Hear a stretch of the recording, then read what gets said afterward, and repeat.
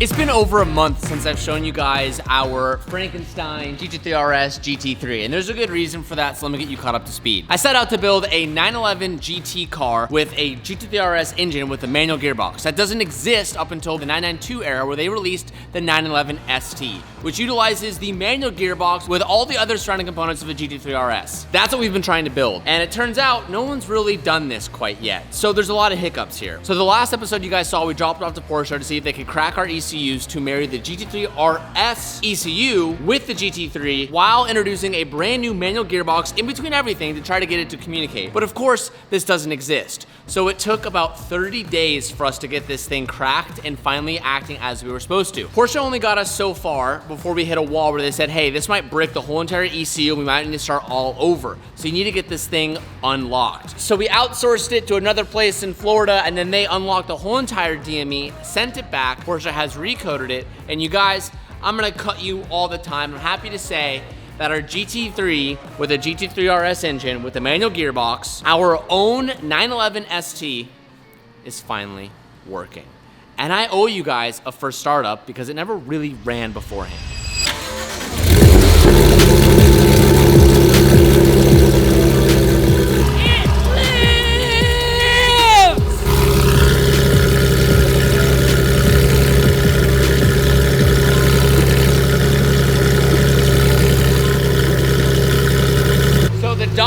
Engine is actually a little bit different compared to the .1. The tone's gonna be a little bit different. It's gonna be a little bit more high pitch, and it makes a lot more mid-range compared to the .1 engine. We f***ing did it! Dude, nice bucket seat, dude. Yeah, dude, the seats are sick.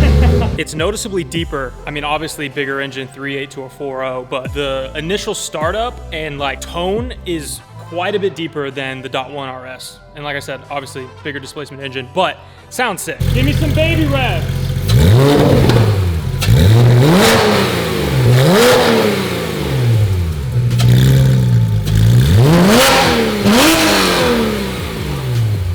Tone, that's good. Doing what hasn't been done. That's what makes this really cool. Manual gearbox is working, and what makes this really interesting, let's look right here, Twan. So we kept on the tack the GT3 RS because this car thinks that it's a GT3 RS, although it's a GT3. Such a cool Easter egg.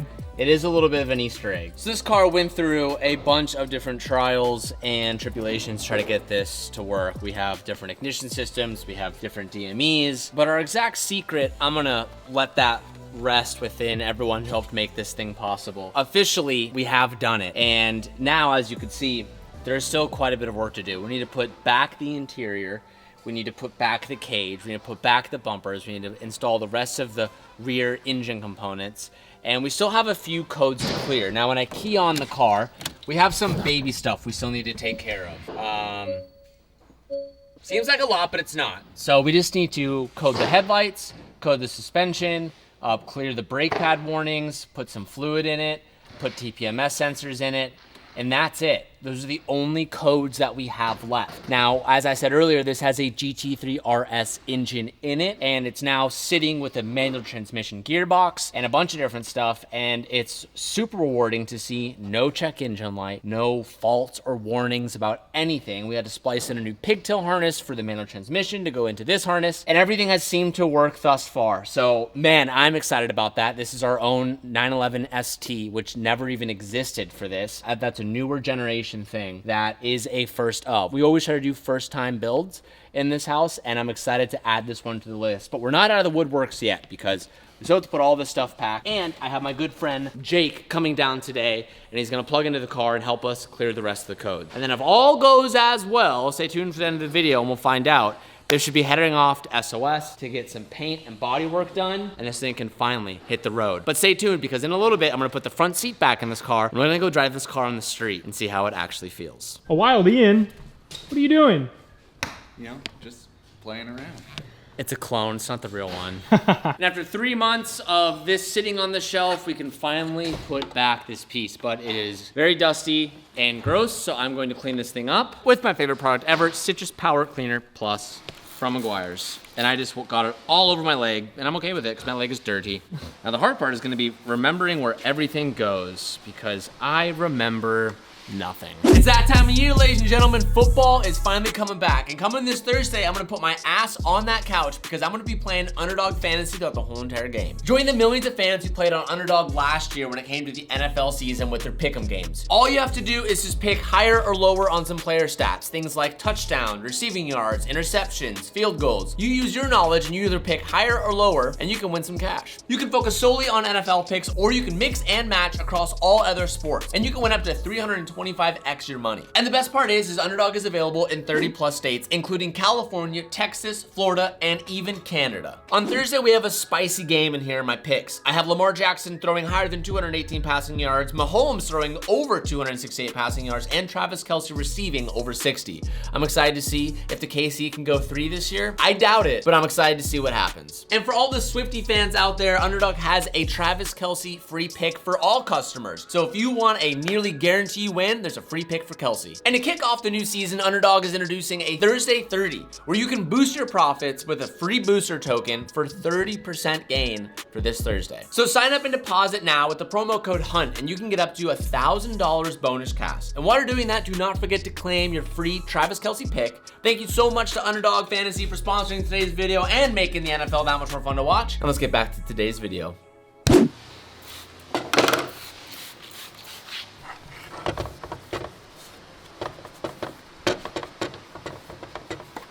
Second out, this will probably lame move.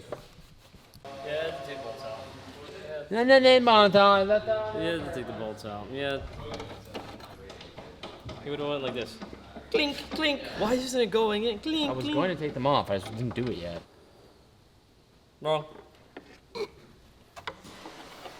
I was testing you, and you passed. Calv, you can leave. I didn't really want Calvin to leave, but now that he's gone, I'm gonna move forward with putting back all the panels to the top of the engine. You start with a carbon fiber panel that is going to house our fans for cooling off the engine. Just a couple bolts on either side. It's rather simple. But while I'm doing this, I'm gonna fill you guys in on a rather sad topic about my 997 GT3. Okay, so I've been meaning to have this conversation with you guys, and to be honest, I actually talked about it a little bit on my second channel, the Clips channel, at the end of the last video we posted because Kevin got his new car. But I felt the need to talk to you guys about it here because I want to be very straight with you guys, and I don't want it to feel like I lied to you guys or anything like that. But we need to talk about the 997 GT3 that we were with about 2 months ago out in Connecticut. That was at Tommy's shop. I left that video and I was like, all right guys, we're buying this 997, we're gonna rebuild it, and I'm finally gonna get my 997 GT3. We were waiting for them to transfer some stuff over on the interior because they had it as a parts car, and there was a little bit of time before we were shipping it to us. And we left and we're like, yes, we're buying it. I told you guys, yes, we're buying this car. Well, excuse the cars in the background. Some time had passed, and I'll be frank, I had 2 separate opportunities for 2 separate builds that I've always wanted to do, that I've even posted about on Instagram. And I'm like, if anyone has access to these things, I'm interested, I will buy them. And I never knew when the opportunity would come or if it would ever show up. And all I will say is these 2 things are the first times these are 2 separate cars when I say these 2 things. There's 2 builds on 2 separate cars I've always wanted to do. No one has ever done them. And I'm like, that's a dream build for me. I really want to do it. I've been actively looking for these things for 3 to 5 years for both of them. And I've never been able to make it happen. Well, I have a contact in Europe who got a hold of me literally 3 weeks ago, and he's like, TJ, I can get these things for you. They're available. It's gonna take some time to get it to you, but I can do it. But it ain't cheap. And both of these builds are gonna require me to buy 2 separate cars on top of everything we want to do to them. I'll be frank, I can't afford to buy both of these 2 cars and keep the 997 GT3. The 997 GT3 fell in our lap, and I was like, dude, perfect buy. But ultimately, these two things outweigh the 997, and I just want them, and I can't afford to buy all of them. So I had to respectfully let Tommy know that I have to return the car to him, return the 997, and I can't continue buying it. And that really upsets me, one, because I want to do that, but two, because I made a video on it and I told you guys that I was buying this car and that we got it. The plan has shifted a little bit. I'm really excited for what we're doing, but I'm disappointed that I made that video and told you guys and that we're not doing it. I know that in 6 months or a year, when things have kind of balanced out financially, I'm gonna really regret myself for letting go of this 997 because it is the perfect car to rebuild. It was a clean title. I had all the parts like literally sourced, ready to buy to fix that thing. I was gonna build the 997 of my dreams. I'm gonna regret it. I don't know if it's still for sale. If you guys are interested in that car, reach out to Tommy, reach out to Garage S0. I don't know if someone's bought it yet, but I'm gonna be letting it go. And I'm excited for what we have to come, but I'm disappointed that I'm not gonna have that, and I know I'm gonna regret it because I'm never gonna have the opportunity to get into a 997 GT3 with a clean title that cheap while having a great excuse to repaint the whole entire car for something special. So the 997 GT3 is no more. I apologize, I'm bummed, but what's to come is absolutely gonna blow your minds. I still can't believe that it's actually gonna happen, and I need to get my wallet ready because it is going to hurt, but it is gonna be so damn worth it, and I know that you guys are gonna love it. Curious to see what you guys think they are. I gave a couple hints. So, one thing I still need to get that I realized I was missing. There is a circle tube that goes from the air intake that scoops up to this intake from the rear trunk lid. I need to buy that. We don't have that. That'll be an easy, quick fix. And I want to update just slightly. If you guys watched the last video, I talked about adding the front air ducting for the brakes because this hood actually has all of the ducting for the RS. And after reading your guys' comments and looking it up online, you actually can, from Porsche, order the GT3 RS front brake ducts that cool the brakes. So I am gonna order those. So when this car comes back from paint, we'll go ahead and install those. So we're gonna have all of the RS ducting in this car too, which is one thing I wanted to talk about because I'm really excited to add that. And it's just those like small minor details that this car like has on it that really like tie in the whole ST feature all together. Although the ST does not have that. So I'm going to put on the new bumper that we got. And I ended up just getting a used bumper because buying these things brand new is like $6,000. I didn't want to do that. So I bought a used one that has a slight damage on it, but we can fix that super easily. But I was just going to throw it on and it looks like the original bumper that this came off of actually has a slightly different attachment point on the top of the rear bumper that I'm just now noticing. We can make it work, but why? They're supposed to be from the same exact year and they're exactly the same exterior styling, but the .1 and .2 are slightly different. For some reason that, I'm sure there's a Porsche nerd down below in the comments that can answer this question. Actually in 2018.5, model year 2017. I know, I was gonna say, actually, after April, they switched to a different trim model. 100%, that's how it's gonna be. You okay? Who put that there? That hurt.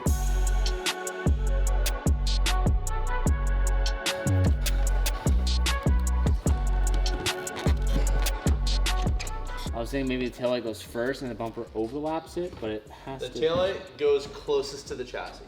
What? And then the bumper sits in the pocket. Oh, that's why it wasn't fitting very good. It goes chassis, taillight, bumper. But the bumper also sits behind the taillight because there's a recess in there. Now, I know I told you guys we weren't going to be keeping the green seats and making a watermelon spec or Christmas tree spec, but for the time being, we're going to throw this seat in because I can't drive this with no seat. These are going to get completely upholstered when they go to SOS, so something's coming for these to stay tuned. We only have the front bolts, so don't go too fast or don't crash. You guys will remember Jake from the original Porsche videos. He's been a big leader behind getting this thing up and running because he knows these cars very, very well. And now that we have the ECU communicating properly and thinking properly, Jake's coming in with this big fancy tool and he's gonna clear the rest of our codes and alter some of our codes because we're getting headlight warnings and random warnings. So his objective today is to hopefully clear all those up. So as you guys know, Porsche never made a 991.2 GT3 RS in manual. So in order to do that, it's all possible to make everything mesh properly, but there's a lot of hoops we're gonna have to jump through. We've done 95% of them. I'm here for the last 5%. We got 4 little lights on that we're gonna make not be on, and we're gonna make everything work together perfectly. So initially what we're gonna be scanning for is all the codes that are on the car. Once we identify what all of these codes are, we're going to erase them and clear everything. Then we're gonna turn the car back on again and see what codes still remain. The codes that reappear are the ones that we're going to be focusing on today and tackling so the car has no more codes and is flawless. And while Jake is finishing up this car, Calvin and I are gonna move forward with installing the plastics. Do you know what the puzzle is?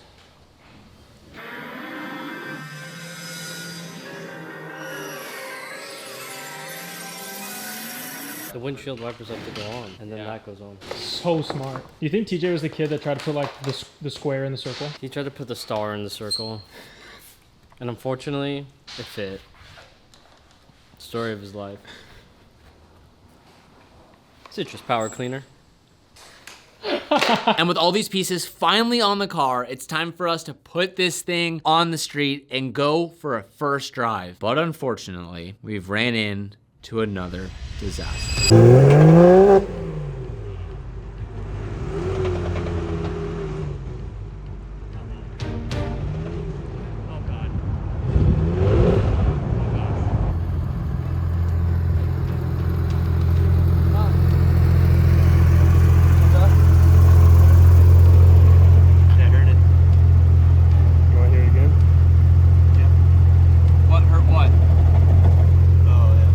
Clutch or an axle's loose. It feels like an axle's loose. Can you see if an axle's spinning?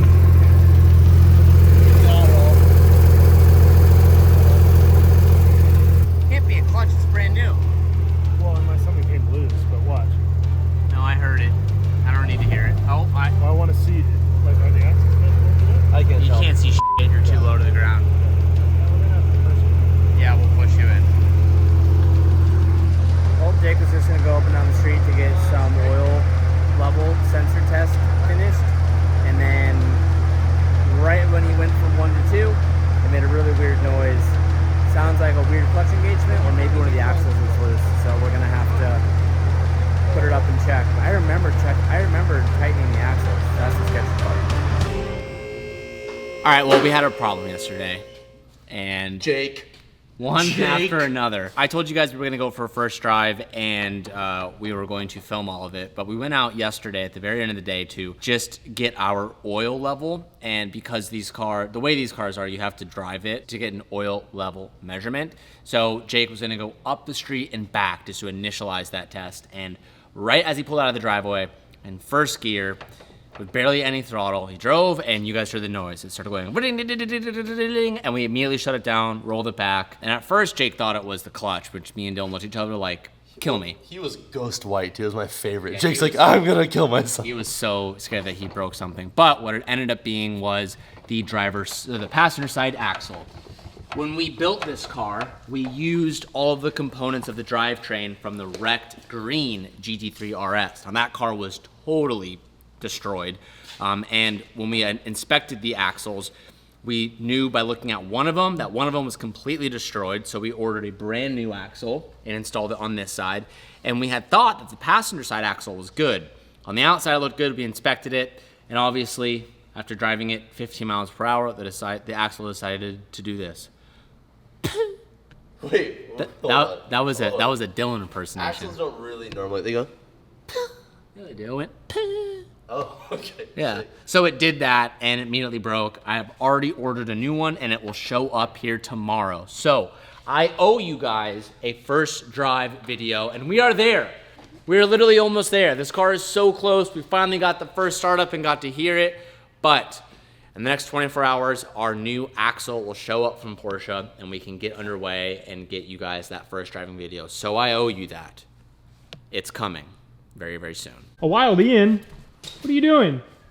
You know, just playing around.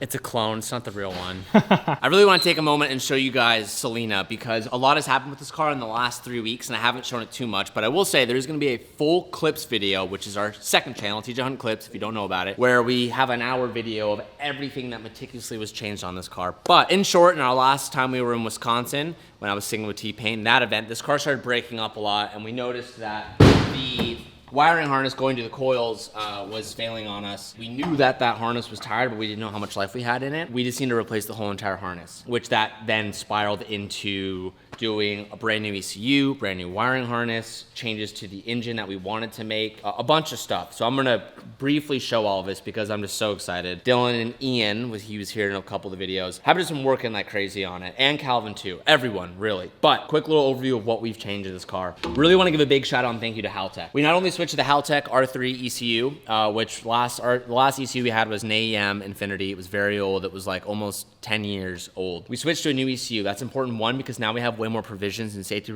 provisions and way more possibilities with monitoring our data. And it's just safer, it's faster, it can read things quicker, which is ultimately much better in a car like this. We switched to the new VR38 coil packs. These are coil packs from an R35 GTR. Haltech makes the full kit for this for a JZ. And we switched the ECU, switched the coil packs. The wiring harness, Ian smashed. Ian does custom harnesses. If any of you guys want an absolutely baller harness, you guys can reach out to Ian and he'll build a harness for you. Every single piece of this harness is serviceable and is pretty much plugged and has pigtails. The coolest part about that real quick is if I want to take the intake manifold off, map, fuel rail, throttle position, all is on one connector. So I can pull one connector in the back, pull the whole intake manifold off.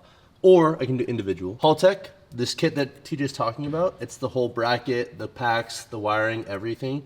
Ian made a custom one, but they do sell a full, just stubbed out for the R35 coil packs. Lots of changes. The JZ looks a lot different right now. That's because the original cover that was on this car has a hole right here for an accessory pulley that we're no longer using because we're using the new power steering, which we've had for a while, power steering belt from Rad Dan. It essentially is stronger, and with these cars, with how much steering is involved, the old pumps will crap out. So this new setup is way safer and stronger. So we have the new cover on here because it's had a hole in it. And the last time we looked at the belt on the inside, the belt was getting worn and chewed up from Roxy on the inside. So we have a new front cover, which looks great. These new valve covers are different. These are baffled valve covers. Hypertune is the brand that makes them. Super nice stuff. And Dan makes them. He'll do anodizing, laser etching, all that stuff, but they're really slim, lightweight, come with O-rings, everything. Cool. And why we switched to them is because this car was actually generating quite a bit of blow-by, which isn't a bad thing necessarily. It's just an annoying thing. It doesn't mean, you know, it could mean a bunch of different things. I'm not going to get into that too much, but it's fine. So we switched to that to reduce the amount of blow-by, and we also switched to the new Radium catch cans. This is awesome because, one, they're a little bit larger, and with the blow-by we were having, we were trying to mitigate it overfilling and just spewing everywhere in here. So with the baffled valve covers, last night on the dyno, we had little to no blow-by, which was one of the big reasons as to why we did this. And you could check it. We can just check. Yeah. So last night, we did a bunch of pulls, and I was like, I'm gonna see if there's any oil. Good amount of E85 on there. That's pretty average though, but look, it's just E85. It's totally dry, no oil. So our blow-by issue has pretty much been solved. Yeah. We haven't taken it to the track and really sat on limiter going left and right, but as far as the dyno-wise on the passes and driving it did last night, 0 issues. That's a huge fix for us. Larger diameter breathers too. So Which dash will help. 10 to, or dash 12 to dash 10. And then, you know, heat shield has the management from the hot rod sleeve so it doesn't get hot. It's not going to catch on fire like the black Supra did before we got it. This is actually going to be a lot longer than I told Twan I wanted it to be, but I'm so excited about showing you guys this stuff, so it's going to be long, so to stay with me here. I will say that's my favorite thing because when we were in New Jersey, I had VR1 all over my legs. It overflowed so much that it got inside the passenger cowl and dusted Twan with oil. So we fixed that problem. And we're not finished yet, but there comes with petcocks and everything, and you can take these off like they're joint filters. So if they're serviceable, if I want to drain them. Oh, that's super cool. Yeah, the Radium stuff, I want to give a big shout out to Radium. This car is Radium, everything front to back. And it is amazing. They make such amazing stuff for street cars, but also they're designed for racing, and everything is serviceable. I can't give enough love to Radium. So I want to say something about Radium makes cool stuff, period. A lot of this is us going to be highlighting certain products here and really hyping them up, and that's because I want to say this. As you guys have seen, and maybe we don't show it as much, but in this world of YouTube, we spend probably half of our time making cars and building cars and filming YouTube videos. The other half this past year has been just driving. And for us collectively as a team, It's something we've wanted to get to, but I haven't really been driving that much. But this year I'm like, no, I want to take it serious. I want to get good. I want to get good data. I want to understand what we can do to make the cars better. And we really have been through so many different brands and products of things that work and don't work. And now this car, from top to bottom, is just littered with the parts that we know work and deliver us the most consistent results so that we know what's gonna fail, when it's gonna fail, and have replacement parts for everything. So the radium stuff, tits. Haltech, tits. Also, this, when it overflows, now dumps out of the back of the car. Please, if anyone sees that in the comments, those lines aren't finished. We had to go to dyno last night. It was a 15-hour day. Those lines will dump all the way through. So when you open the petcock to dump it, it'll be the back of the car. On track, like a banana. No, Mario. Well, good luck, nerds. But the point is that rather than it dumping all right here, like in the trophy truck world, it will dump out the back of the car, which is just those things that not everyone does, but with the experience we've been through and the problems that we've been through, it's like finding those little fixes that suit your car the way it's set up the best. Get it away from the hot stuff. Get away from the people and the hot stuff. We also switched to a throttle body. This is one piece billet. And the reason why we switched is because we were using the ETCSI, whatever it's called, and there's so many gears and things. And although we're bypassing a lot of the stuff, even with the the drift motion lock that we had in there, it still fails. It's just less moving parts. Yeah, and so nothing to fail. This is a one-off piece with literally just a spot for our cable, and that's it. So that's really cool. And Garrett G-Series Turbo, this thing, I'm sure I put in a video of it at the dyno last night, but it made 750 last night.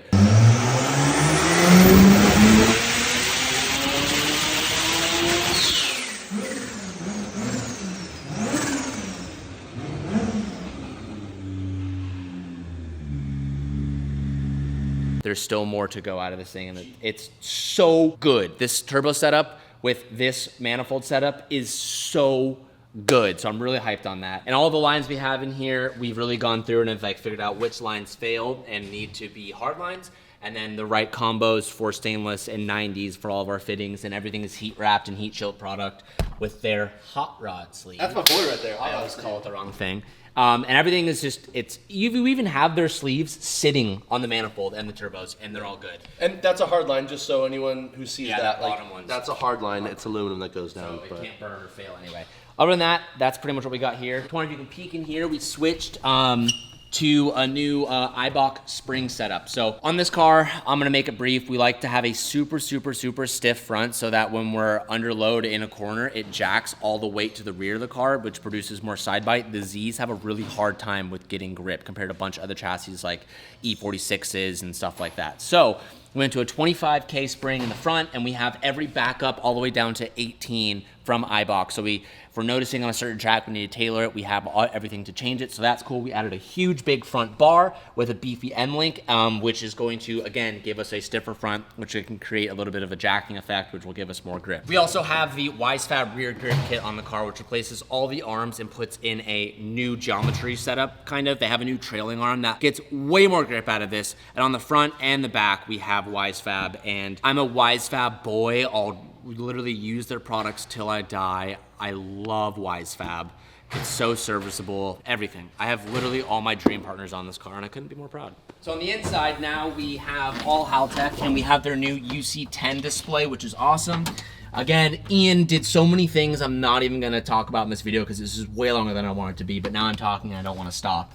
So we have our new kill switch. Don't read that. And with this UC10, we can see way more data than we ever did before with our previous setup. And what's really cool is that this ECU can connect to your computer wirelessly. So although we have a cord, you don't need a cord anymore. This car also has the Haltech GPS location on it, so we can get how fast the car is going. We can connect to the car wirelessly.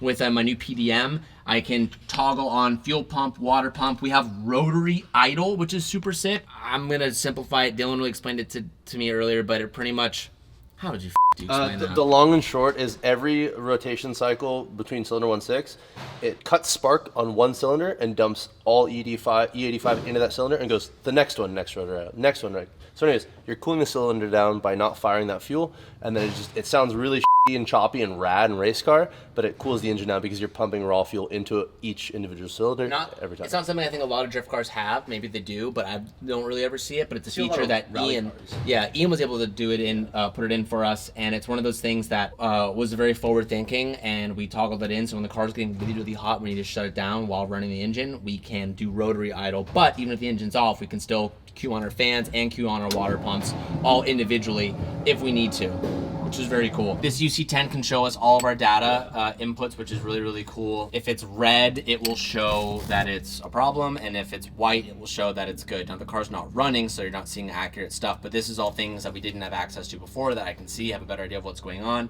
And it's great. ECU, Haltech, Ian, provisions, standoffs, pre-wiring for things we know we're gonna add. And then in the back, one of the best things we did to this car is throw a PWR radiator and shroud fan setup. When I say that this radiator and fan setup is too efficient, I mean that like in the most literal sense. This thing does not overheat. Last night on the dyno, We were trying to get to operating temp. couldn't even Darden was upset, not upset, but he was upset that we were at 147. That's not really operating temp. I'd say like over 160 to 180 is like real good, maybe idle more. temp. But yeah, so anyways, it's too cool. And that was using half of one fan, Like, 50% of one it's fan. so good. Making sure this thing doesn't get hot is a real big problem with drift cars. So the PWR setup, I just will never go back to anything else. I will never go back to anything other than PWR.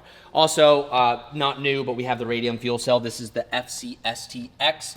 What makes it really cool is the fact that it can pump as much fuel as you need. We're way over suited for fueling, which we did on purpose. Like we have way too much fueling what the car really needs, which is a good thing. But on the inside of here in the drop-in, we actually have 3 fuel pumps. But you can see we're only using pump 2 and 3. The reason why we have 3 in there is if we ever lose a pump at a race, and we know it's like, ooh, pump 3 is failing us, we can literally switch our wires over, move it to pump 1, and it's already pre-wired and sitting in there. So we have 3 pumps, we're only using 2. The third one is sitting idle in there, not doing anything. But if we ever lose a pump, which happens, we literally have one as a backup already in the car. We just need to switch over the leads for it. That is so sick. If we lose it, we don't have to get all of these Allens out of here. All we have to do is these 3 here and 5 over there, lift the handle, and it lifts the whole assembly out of the fuel cell. The things that we have learned over this past year and from our friends who know way more than us have really brought this car to a level of confidence and pride that I've never had before. And you might be asking, I thought you were building the Supra. We are building the Supra. The Supra's at Drift HQ. We're literally working on it right now, and it's really going to be a copy and paste of this car with a 3.4 JZ rather than just the stock JZ. But it's going to produce the same power. It's going to be a copy and paste. So all of the internals and spares and components that we're using on the drivetrain will be the same components we're using on the Supra, give or take a few different things. I'm proud of this car. The team killed it. We have a race in 3 days at Willow Springs we're getting ready for, and we're going to go out there and kill it. And I just want to say thank you to all of our partners for making this possible, and the team made this possible, and this thing is the best it's ever been. It is good, and I'm excited for that. So thank you guys so much for watching this video. I'll see you boys in the next one. Peace out. And keep moving forward.